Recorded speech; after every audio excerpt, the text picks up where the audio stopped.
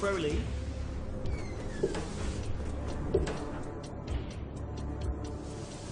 Do what thou wilt. Show me the whole. Love is the law. Love and will.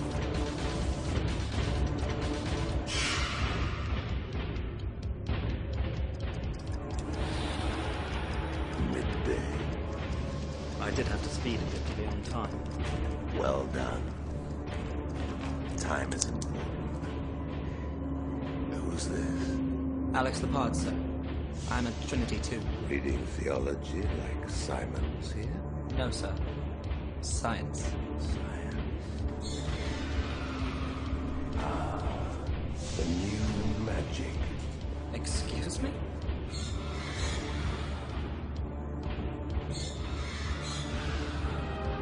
I look at space exploration, artificial intelligence, nuclear weapons, cyberspace, and genetic engineering as all essentially religious projects.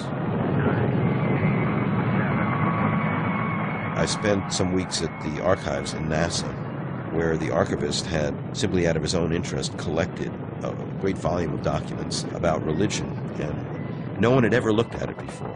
And as I was reading it, I got more and more terrified, really, because the otherworldly aspect of the space program, let's say, divine pretensions. The origins of manned spaceflight, in Russia, it goes back to Tsiolkovsky, who preached that it was mankind's destiny to dominate the cosmos and become reunited with God, and that space exploration was the means to that end. And he was really the father of modern rocketry. Arthur C. Clarke once said that any sufficiently advanced technology is indistinguishable from magic.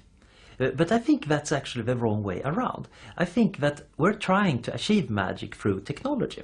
Magic is in many ways the idea that we can control the world around us. And of course, this is what technology is about. But what people usually call magic is more close to the pre-rational idea that everything is connected with me. That is the view of a small child.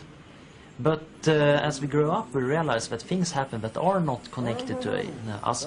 But through technology, we can still achieve these changes we want. We want to go up in a high building, we use the elevator, which is really a magical mean. Modern life starts to look like a fairy tale where everything is alive. Our environment is full of demonic devices that we command with remote controls and credit cards as our magic wands, and with passwords and fingerprints as our magic spells. Virtual reality gives a foretaste of how this manner of commanding, of mastering the world around us, will further evolve. The Jewish community never made a real functioning robot during the Middle Ages, but they did produce a legend about a robot, the golem, and that story still seems to play an inspirational role in the scientific community of today. In that building over there, in the classical AI lab, I know at least 4 people who claim to be descendants of Rabbi Leu, who is known as the first Kabbalist who actually built a golem. Rabbi Leu lived in Prague in the 15th or 16th century, and there are a couple of different stories about his golem. And one story is when the golem died, he put the dead golem in the attic of the Prague synagogue, and he created a sentence to revive the golem at the end of all times. And a couple of people in that building, including Marvin Minsky, have been told that sentence on the day of their bar mitzvah. So they have been told by their fathers or grandpas that they would be the ones who would revive the golem. And of course, then you can easily draw the parallel to AI, right? If you want to revive the golem, okay, you build an AI system.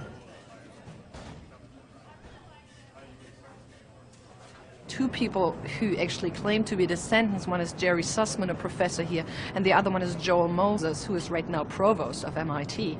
We're sitting together, and they wrote the sentence they have learned to revive the golem on a piece of paper, and it was absolutely the same.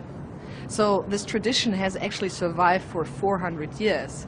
And for me, it's just interesting that this element is so strong in the AI community. Xavier here. I just stopped to say hi.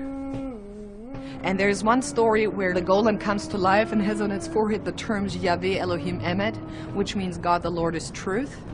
And he comes to life and removes the aleph, the first letter of the word term Emet, from his forehead, so that the remaining sentence means God the Lord is dead. And his builders, of course, are totally horrified and say, what's going on? I mean, how can you say God is dead? And he says, well, we are created in God's image, and we adore God because God was able to build something so fantastic as us. But if you are not able to rebuild yourself, the people will adore you for building that, and not God anymore. But as soon as God is not adored anymore, he might as well be dead.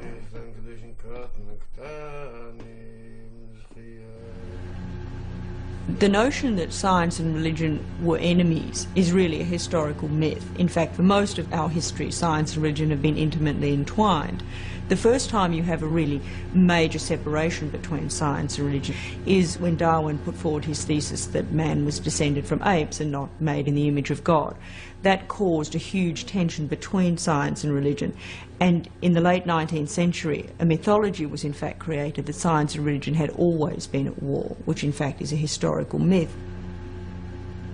So why not get it all out on the table? Okay, you want to pursue genetic engineering because human beings, as the image likeness of the God, have the right to create new species, transgenic species, participate in creation, a new creation, a second Genesis. That's our birthright. That's what was promised to Adam. Okay, if that's true, if that's what we're about, let's say that's what we're doing. Okay, and stop all this talk about, oh, we're doing this for medical reasons.